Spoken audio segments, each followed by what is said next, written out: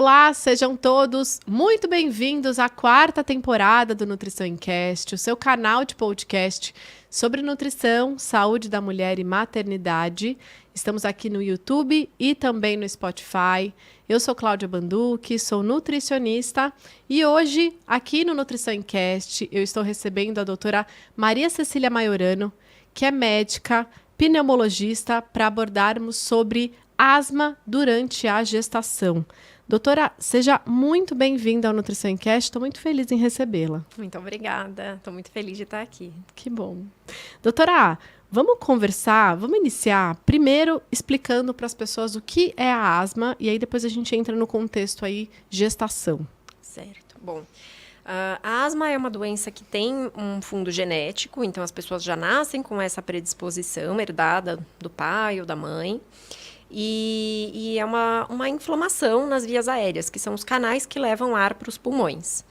Essa doença pode ser precipitada por exposições ambientais, então quando a gente inala aeroalérgenos, então são substâncias que as pessoas têm alergia. Por exemplo, pólen, mofo, poeira, ácaro.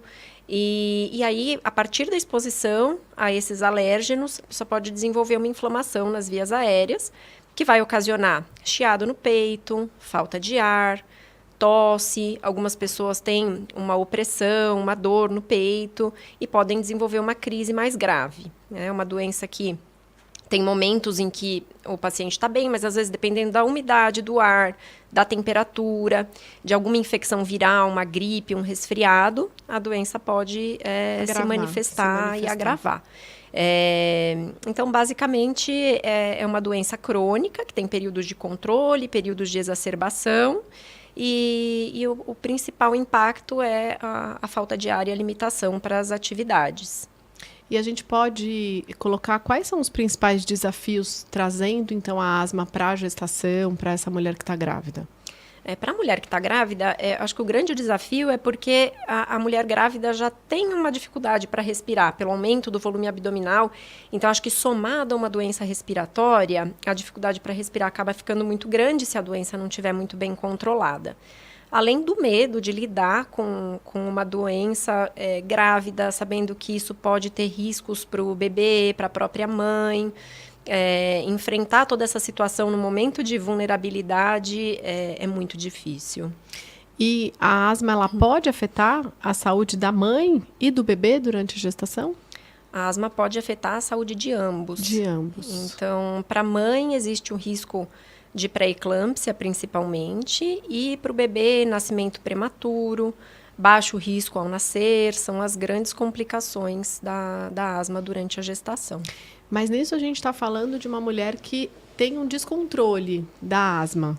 Uma mulher que consegue fazer um controle, ela consegue ter uma evolução de gestação perfeita. Obviamente que tudo depende da gravidade da doença. Tá. Então, a asma, como todas as doenças, é um espectro. Então, nós temos asmas leves, de controle mais fácil, e asmas mais graves, de difícil controle. Então, uma mulher que tem uma asma mais grave, o bebê e a mãe vão estar sob maior risco. Agora, com o tratamento, tudo fica mais simples. Então, tratando a doença de forma adequada, tendo acompanhamento tanto do obstetra quanto do pneumologista durante a gestação, isso faz toda a diferença para mudar o desfecho. Então, seria importante até essa mulher se preparar, em decorrência da asma, também para a gestação.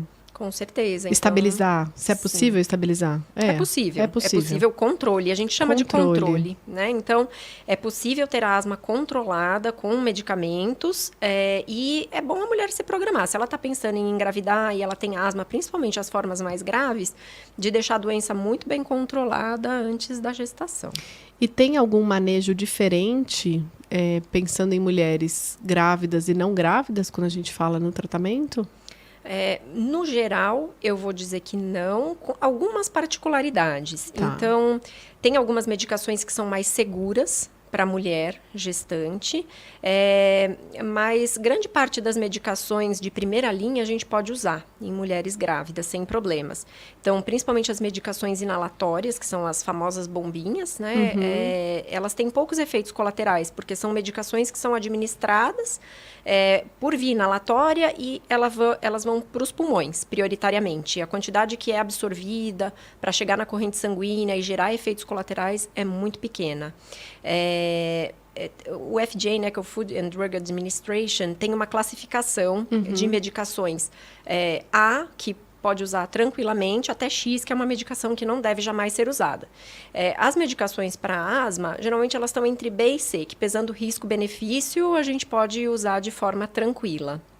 E, na verdade, o risco para essa mulher, pensando na preocupação, uma das principais preocupações de controle na asma, na gestação, seria, de fato, essa falta de ar.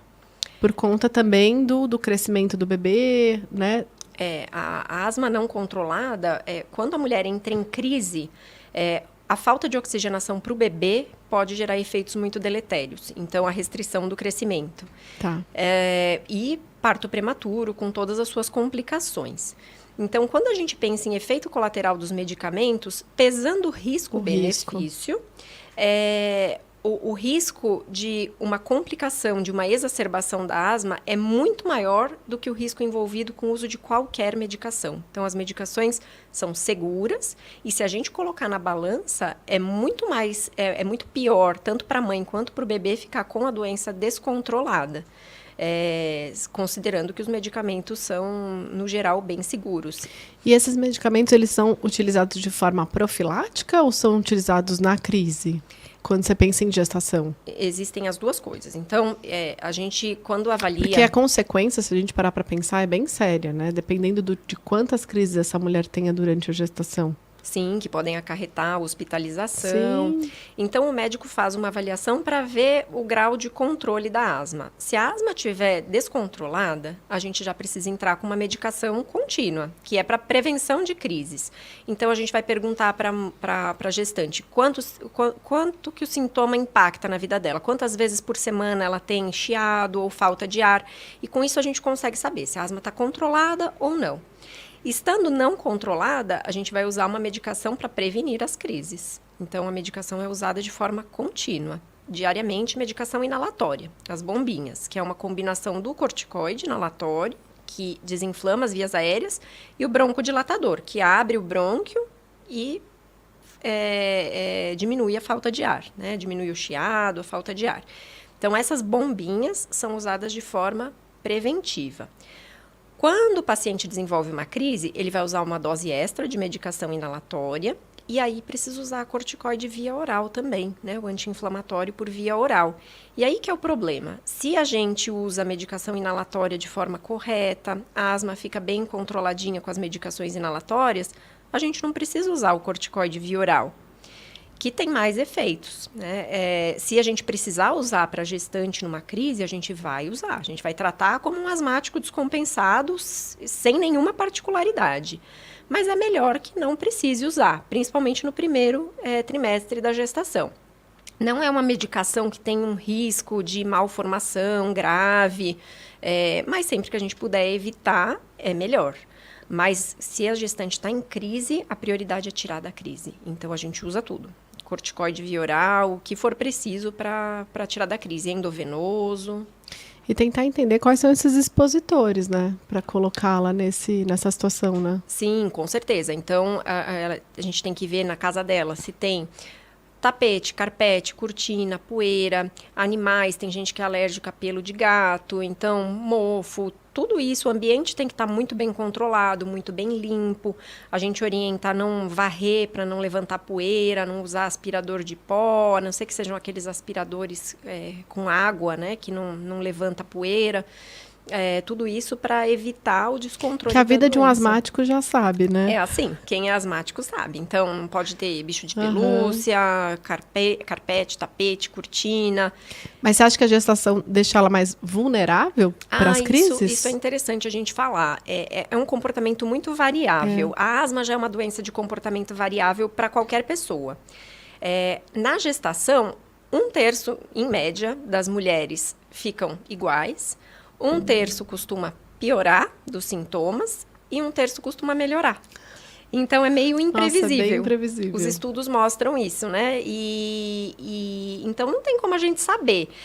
Lógico que uma asmática mais grave, a gente fica com um pouco mais de preocupação, mas é imprevisível. Não tem muito como a gente saber. Agora, o que a gente sabe é que existem alterações no sistema imunológico da gestante e isso pode levar a uma descompensação da doença.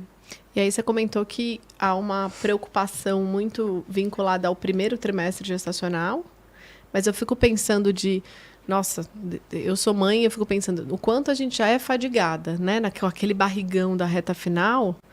Asmática, então, porque a gente já puxa, né? A gente já respira de uma maneira com muito mais dificuldade, né, doutora? Com certeza, eu também. Já fiquei grávida 2 vezes sem asma e no finzinho, principalmente, a gente subir fica uma muito rampa cansado. na rua, a gente já cansa, né? Subir um lance de escada já fica cansado. Por isso que eu acho que o grande desafio é esse, é lidar com a falta de ar e às vezes até saber. Será que eu tô com falta de ar por causa da barriga? Será que eu tô com falta de ar por causa da asma? Por isso que eu acho que é importante o profissional acompanhar em conjunto para a gente saber diferenciar se essa falta de ar é da própria gestação, se é da asma ou se é algum outro problema que também pode acontecer e a gente atribuir a uma coisa. Até uma hemoglobina baixa, né? Sim, uma anemia. Exatamente. E também a gente tem que pensar nesse aspecto que eu acho que deve ser bem ansioso para essa mulher, né? Pensar nessa crise, na consequência de ter uma crise. Eu acho que deve ser uma gestação que deve emocionalmente deixar elas bem mais vulneráveis, né? Acho que a mulher já fica vulnerável no período da gestação, pensando que alguma coisa pode dar errado, com medo, com uma doença assim, e principalmente se a doença não estiver bem controlada, acho que a ansiedade aumenta. E a ansiedade pode precipitar crise também. A asma tem um envolvimento emocional importante. Então, se a gente está ansioso, a gente pode ter mais crise de asma, isso gera mais ansiedade, então pode ser um desafio mesmo. Aí é equilibrar o físico e o emocional, né? Exatamente. E aí a gente está falando da asma, né? Mas a gente tem outras consequências aí. Hoje em dia a gente vê essa avalanche de resfriados, essas gripes e covids e tudo mais. Tudo isso é uma consequência bem negativa para quem tem asma? Não. Qualquer vírus pode descompensar a asma. Qualquer vírus respiratório. Tá. Então, vírus de resfriado comum, vírus da gripe, o vírus da Covid, os vírus inflamam as vias aéreas. E a asma é uma doença inflamatória das vias aéreas. Qualquer agente que cause infecção vai levar a um pior controle da doença. E se essa mulher tiver mais crises na gestação, mais descompensação, isso aumenta o risco desse bebê ter asma? Tem uma probabilidade do filho ser asmático, não? Existe, não por a mulher ter as crises, por estar com a asma descompensada, mas pela predisposição genética, né? Que a mãe vai passar para o filho. Mas não o fato dela estar com a asma descompensada, que o bebê tem mais risco de nascer asmático. O risco seria de nascer, faltar oxigenação e ter um baixo peso de nascimento, um parto prematuro. Prematuridade. Tá. E aí, a prematuridade pode trazer problemas pulmonares para o bebê. Né? Maior risco de infecção. Né? Não estava pronto. Exatamente. Mas o risco desse bebê ter, por conta da mãe ter, é alto. Assim, não tem como a gente estimar um risco, porque a genética é muito complicada, tá. Né? Então, depende do pai, depende da mãe. Se o pai for asmático também, aumenta mais o risco. Então, não tem como a gente falar numa probabilidade matemática. Mas, por ser filho de asmática, o bebê tem mais risco de nascer com asma. O que só o pediatra vai fazer o diagnóstico de asma depois dos 2 anos de idade. Até os 2 anos, se o bebê tem um chiadinho, uma falta de ar, ele é rotulado como um bebê chiador. E depois dos 2 anos é que vai conseguir dizer se é asma mesmo. Porque tem outros fatores que podem levar o bebê a chiar antes dos 2 aninhos. Tem alguma mudança do estilo de vida dessa gestante, quando a gente fala em asma? Alguma coisa que poderia ajudar? Atividade física. Atividade física, que ajuda muito. Ao contrário do que algumas pessoas pensam, tem um mito, né, que algum alimento vai desencadear a asma, que leite... Um alérgico, Isso. Não, o que vai desencadear a asma são aeroalérgenos, alérgenos que estão no ar. Então, aquilo que eu mencionei, poeira, ácaro, mofo, pelo de animal... pólen, nada que a gente coma vai piorar o controle da nossa asma.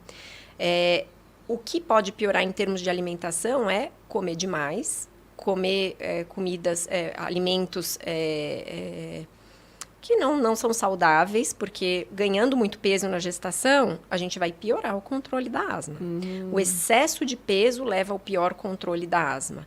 Não só pela maior dificuldade de respirar, pelo excesso de peso, mas também porque a obesidade leva ao aumento da inflamação sistêmica, né? A gordura é um tecido metabolicamente ativo e inflamatório. Então, se a gente está com o peso acima do normal, nós podemos piorar doenças de caráter inflamatório, como a asma.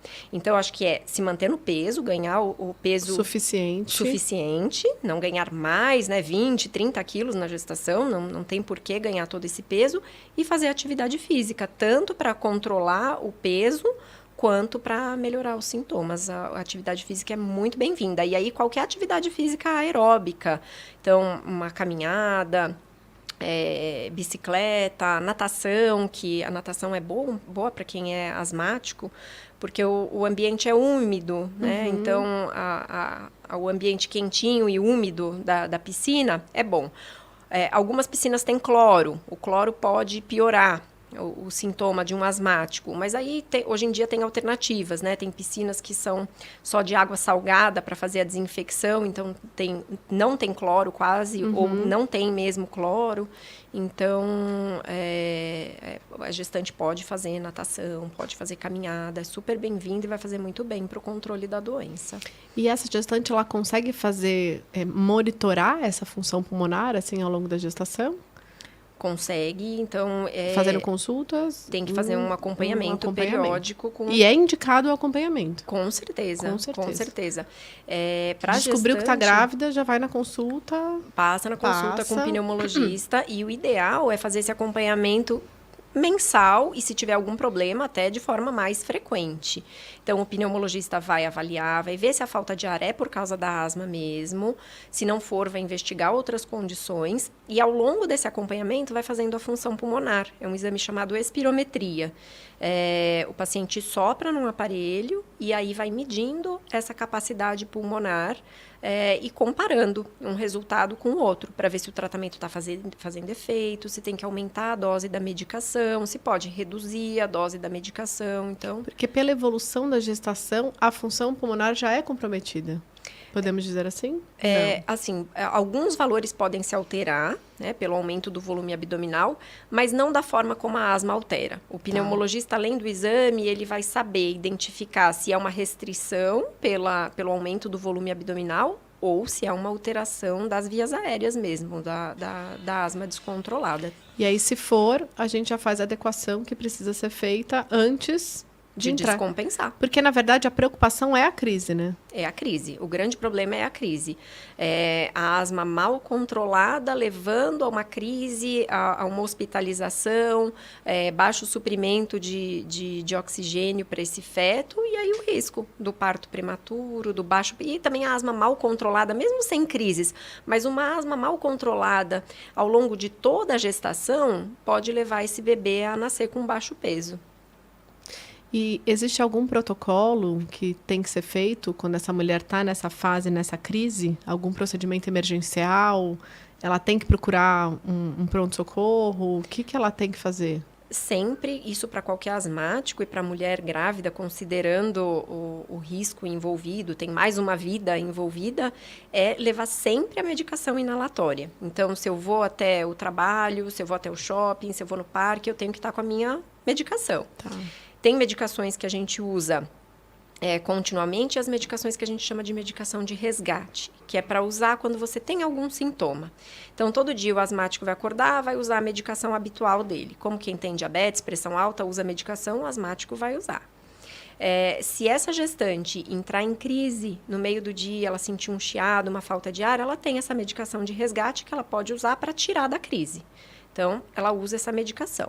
Passou 5 minutos, não melhorou, usa mais uma dose e vai para o pronto-socorro.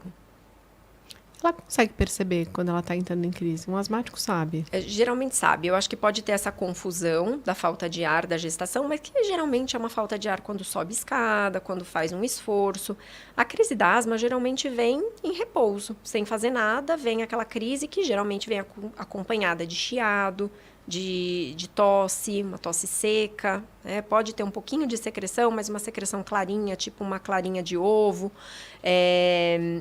Mas geralmente é isso, é uma falta de ar que vem de repente, sem ser desencadeada por esforço, e melhora, costuma melhorar com a bombinha. Agora, se não melhorou, pode ser uma crise mais grave e aí precisa ir para o hospital.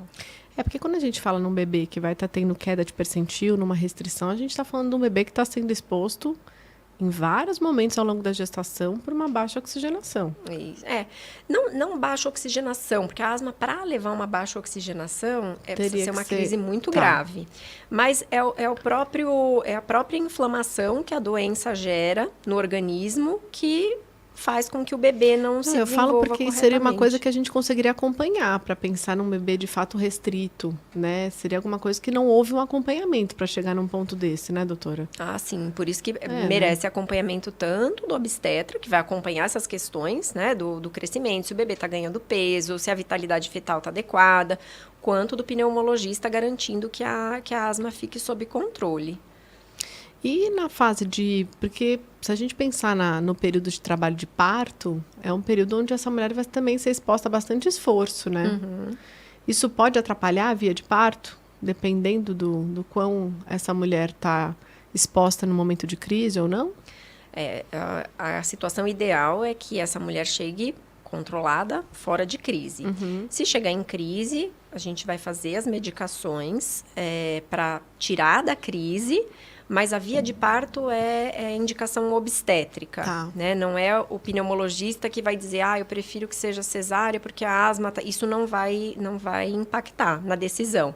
Então, não é porque vai fazer cesárea que vai ser melhor para a mãe. É controlar, tirar da crise, e aí se faz ou o parto normal ou a cesariana por indicação obstétrica. É o obstetra que diz. Não porque essa mulher não teria força nem suficiente para conseguir realizar um trabalho de parto ali, nada? Não, porque daí a gente compensa, tem como compensar e tirar da crise para rapidamente, né? Rapidamente. Então, medicação inalatória, medicação endovenosa, suporte que precisar, com oxigênio, ventilação, e o trabalho de parto pode ocorrer normalmente. Então, pensando numa mulher que está pensando em engravidar, seria importante ela, inicialmente, fazer toda esse reajuste aí com relação à doença para que evite, durante a gestação, de ter esses expositores. Isso. Caso tenha na gestação, fazer todo esse controle o mais rápido possível. Sim, e fazer, porque pode até acontecer de a asma abrir durante a gestação. Então, quanto antes se faz o diagnóstico, nós conseguimos evitar complicações. Mas é importante o acompanhamento durante toda a gestação, principalmente quando vai chegando no final, perto do parto. As pessoas descobrem a asma em qual período? Que idade? Só para eu ter uma ideia. Geralmente na infância. Tá. E aí, uma coisa muito comum, é o mais comum, é ter um período de controle durante adolescência, início da idade adulta, e depois isso volta após os 40, 50 anos. Mas a asma pode ter um comportamento muito variável de indivíduo para indivíduo. Uma vez asmático, para sempre asmático. Eu falo sempre asmático. Pode estar controlado, mas sempre asmático. Então, tem gente que as pessoas falam, não tenho mais asma. Sim, né? Fez uma simpatia que curou. Eu ouço muito isso no consultório. Não, eu era asmático. Isso, né? Não. Uma vez asmático, sempre asmático. Você é um asmático controlado, sabendo que se você tiver uma exposição ambiental, se mudar o tempo, se tiver uma virose, a asma pode dar as caras de novo. Né? Então, eu sempre falo para os pacientes, uma vez asmático, sempre fazer acompanhamento com um pneumologista. Então, essa relação da asma materna com o desenvolvimento tanto da asma ou de outras complicações respiratórias para o bebê, não necessariamente vai ter relação. Não necessariamente, não. E não necessariamente a mulher vai piorar da asma, como a gente falou, né? Pode ser que ela tenha gestação tranquila, que a asma não descompense, que fique até melhor controlada do que antes dela engravidar. Entra num imprevisível. terço, né? É um terço. Não tem como a gente saber. A gente vai saber no decorrer da gestação o que vai acontecer. E é curioso você falar com relação à alimentação, porque há muitos mitos e verdades com relação a esse assunto, Sim. né, doutora? Uhum. Né, de desencadear problemas respiratórios, não só a asma, mas com relação à alimentação, Sim. né? Ao aumento do volume sanguíneo, né, do volume plasmático. Então, nesse aspecto, nem esse esforçamento aí pulmonar que essa mulher vai ter, não tem essa relação. Não, com alimento só se ela ganhar um peso em excesso, que é aquilo que a gente conversou. Se ela tiver uma alimentação que não seja saudável, ganhar muito peso, ela pode ter dificuldade para respirar pelo excesso de peso, né? Pela obesidade. Então, mas não pela que... sobrecarga, né, que o ganho de peso está colocando naquele corpo, independente da asma ou não, né? Sim, sim. Que a gente percebe, né? As mulheres que ganham mais peso, elas cansam mais, né? Cansa mais, porque é como você subir uma escada levando um saco de 10, 20 quilos nas costas, né? Ela fadiga mais. Fadiga mais. E aquele mecanismo também que a gente comentou, o obeso tem os mediadores inflamatórios aumentados no sangue. E a asma, sendo uma doença inflamatória, tende a piorar. Então, mesmo que não esteja gestante, o controle da obesidade é extremamente importante para um paciente asmático no geral. Então, perder peso faz parte do tratamento da asma. Tratar as comorbidades, então, principalmente obesidade, ansiedade, que pode piorar a asma, rinite, porque se a gente está descompensado de uma doença alérgica na via aérea superior, a gente pode descompensar da asma. Você acha que haveria pensando numa pré-concepção, né? Até uma gestação, fazer o início de alguma suplementação ou alguma alimentação anti-inflamatória, você acha que seria positivo para esse caso? Pensando que é um quadro inflamatório. Sim. Manter níveis de vitamina D adequados, isso ajuda. Pensando nesse aspecto, acho que seria algo positivo, né? A ser colocado, né? Porque aí a gente evitaria de uma forma bem mais natural. Isso a gente pode fazer com a alimentação, né? Uhum. Não estou falando só da gente incluir isso em suplementos. Sim. Também seria positivo pensar numa alimentação mais anti-inflamatória. Nesse aspecto, né? Sim. Eu acho que é importante eu falar não... Anti-inflamatório, que eu falo vitaminas minerais. Não tirar leite, tirar glúten, que eu também não acredito nisso. Você ia falar isso, né? É isso que eu ia falar. Não, pode concluir. E nem de o alimento desencadear uma crise de asma porque eu tenho alergia e vou desencadear uma crise de asma. Não, aí é uma alergia de outro tipo, né? Uma alergia alimentar. Uhum. É diferente de uma alergia respiratória. Alguns pacientes entram lá na clínica e falam, eu sou do grupo de nutricionistas que não acredita que o leite é inflamatório. Eu brinco com ela, sabe? Porque senão começa a achar que tudo vai gerar inflamação, né? Sim. E na verdade nosso corpo tem vários processos inflamatórios, né? Imagina Exatamente. Que não, né? Não, então a gente está em sintonia. Ai, que bom. Que se não vem com muita restrição, imagina. Vem, já tá difícil. Ainda você retira um monte de coisa dessa alimentação dessa mulher por conta de achar que vai diminuir os impactos de uma crise de asma. Não tem nada a ver uma coisa com a outra. E é importante que são expositores, como você mesmo, aéreos, né? Expositores aeroalérgicos. São exposições ambientais, aeroalérgenos. E, doutora, me passa quais são os principais conselhos que você daria para essa mulher que está grávida, que está lutando para fazer esse controle de asma durante a gestação, que está ouvindo a gente, porque já é difícil gestar, né? A gente sabe muito bem que são vários desafios que são sendo colocados ali quando a gente fala no contexto de gestar. Eu fico pensando numa mulher que vem tendo esse tipo de crise, né? Que eu acho que a vulnerabilidade, a gente já fica vulnerável. Imagina a preocupação de estar emocionalmente bem, não estar exposta a nenhum tipo de, né, aeroalérgicos e ter essa consequência. Então, o que a gente pode auxiliar elas nesse momento? Eu acho que o mais importante é manter saúde emocional.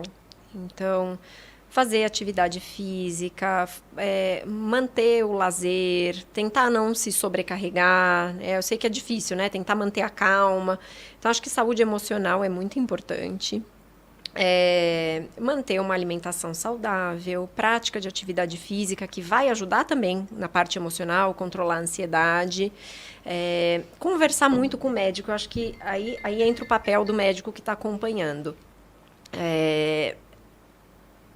Tranquilizar essa gestante de que ele vai estar ali para prescrever o tratamento, para evitar as complicações, para tentar diminuir o medo. Eu acho que a educação, o conhecimento faz com que a gestante fique com menos medo. Isso eu acho que ajuda muito. Então, ela saber reconhecer os sintomas, saber se ela está em crise ou não, saber o que ela vai fazer numa situação de crise, ela ter um plano de tratamento, reconhecer quando a doença está descontrolada, reconhecer o momento de ir para o pronto-socorro. Acho que isso faz toda a diferença. Tendo a informação, a ansiedade já diminui.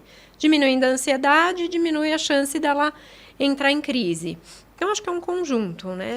E colocar para ela o que ela controla também, né? Eu sempre gosto de falar isso para as minhas gestantes, né? Vamos focar que tem muita coisa na gravidez que elas não controlam. Elas querem controlar, né? Mas elas não controlam. Mas eu falo, o que vocês controlam, o que vocês têm de responsabilidade? Olha quantos pontos importantes que a gente trouxe aqui, que essa mulher ela pode colocar em prática para diminuir o risco, né, dessa exposição. Uhum. Então, o famoso cuidar do estilo de vida, né? Sim. Falamos aqui em asma e falamos também em cuidar do estilo de vida dessa mulher, né? Eu acho que o que dá pra gente controlar, a gente vai fazer. A gente vai controlar nosso ambiente, vai controlar a alimentação, vai fazer atividade física, vai usar a medicação de forma correta e vai ter um acompanhamento médico. O que a gente não pode controlar, também não adianta se desesperar. Eu sempre falo isso para os meus pacientes. Tem coisa que a gente não vai. Será que vou ter uma crise? Não tem como saber. Então, é tentar manter a calma, levar a vida, entrou em crise, você já sabe o que fazer. Usa a medicação, não melhorou, vai para o pronto-socorro, comunica um médico que te acompanha. Então... E a crise, e a asma em si, ela fica mais... ela aumenta o risco dessa exacerbação quando a gente pensa no fator idade dessa mulher? Não. Não, isso não. Não, né? Não. Pensar que as mulheres estão engravidando um pouco mais tarde... Ou nem pensando na gestação, tem um período mais crítico pensando em asma? Geralmente tem os picos, infância e depois na fase adulta, depois dos 40, 50 anos. Aumenta? Sim. Mas isso é o mais típico. Mas não que uma pessoa que esteja ali com 20, 30 anos não vá ter asma também. Às vezes a pessoa tem asma, começa na infância e vai acompanhar até o fim da vida. Então, tem esses dois picos mais frequentes, mas a asma pode acompanhar o paciente durante a vida toda. Então, essa coisa de ex-asmático... Não existe. É mito. Uma vez asmático, sempre asmático. A gente só controla, né? Para não ter crise. E às vezes controla até sem medicação. Às vezes é só o controle ambiental. E às vezes o paciente fica com a asma controlada durante a vida toda com medicamento. Então, o paciente asmático pode ter uma vida absolutamente normal com o tratamento. E tem uma consequência para a vida, para a saúde desse asmático, fazer uso do medicamento? A única forma de você controlar é com o medicamento. Isso tem uma consequência? Os medicamentos são muito seguros, porque é o que eu falei, é via inalatória. Então, o que vai absorver para ter efeito colateral em doses habituais é muito pouco. Então, a não ser que a gente precise usar uma dose muito alta de medicação.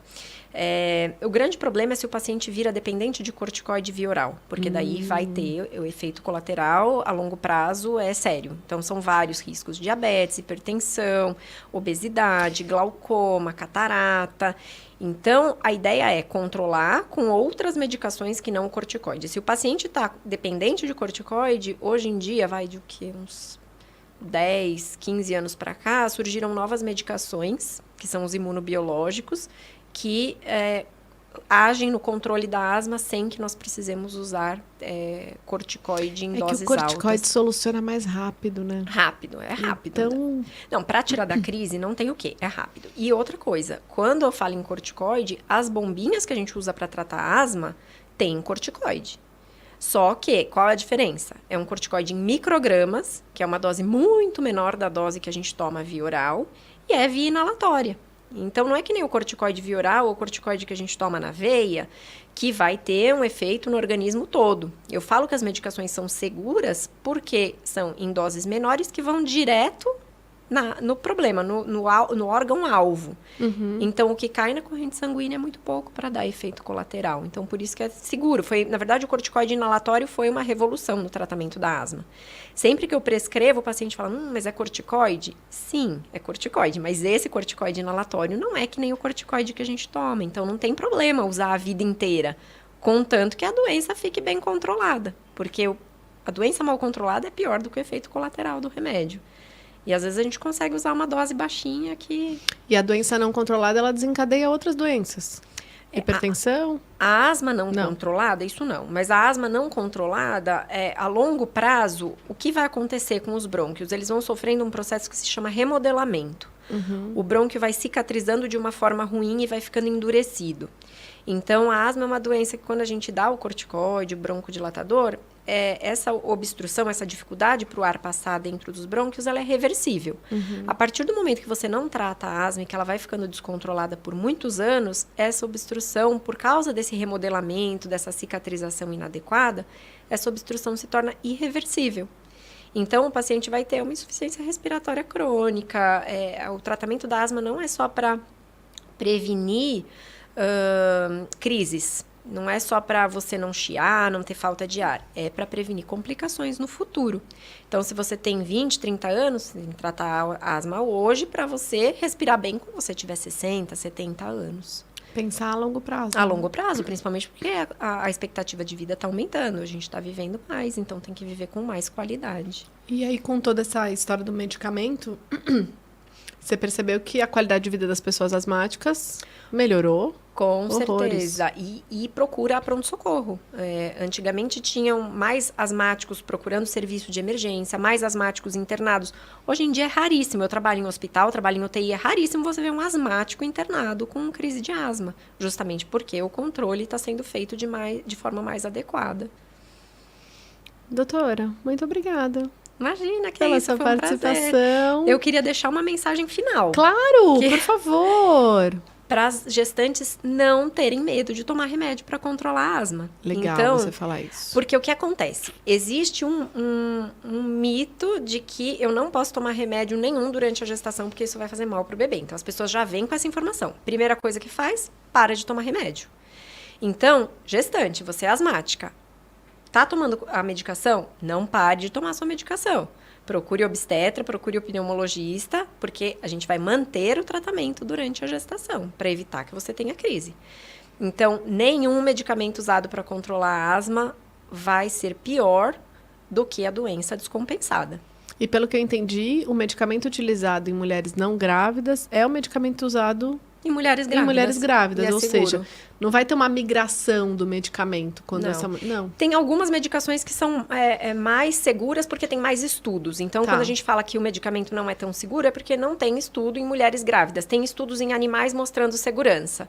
O medicamento que é mais seguro é o medicamento que foi testado em mulheres grávidas. Então, a gente prioriza esse. Não que os outros vão ser terríveis. Podem ser usados também com segurança, mas a gente tem medicamentos mais seguros para gestante. Então, é essa particularidade que a gente vai fazendo os ajustes aí durante as consultas. E com informação, pelo jeito, não é uma coisa tão difícil da gente controlar, pensando na gravidez. Que às vezes falta informação mesmo para essa mulher dar continuidade. Sim. Então, não parar remédio. Se eu tenho que deixar uma mensagem não parem as suas medicações. Continuem tomando. Ótimo. Doutora, eu queria te agradecer. Vou entregar para você um mimo da Nutrify. Tem algumas amostras aqui para você, que é o nosso apoiador aqui do Nutrição Encast. Doutora, eu queria saber como é que as pessoas te encontram. Eu acho que as pessoas vão ter dúvidas. E aí, queria que você deixasse para a gente direcionar para você também. Bom, eu vou deixar o Instagram, que é doutora Maria Cecília, _pneumo. E meu site é doutoraceciliamaiorano.com.br.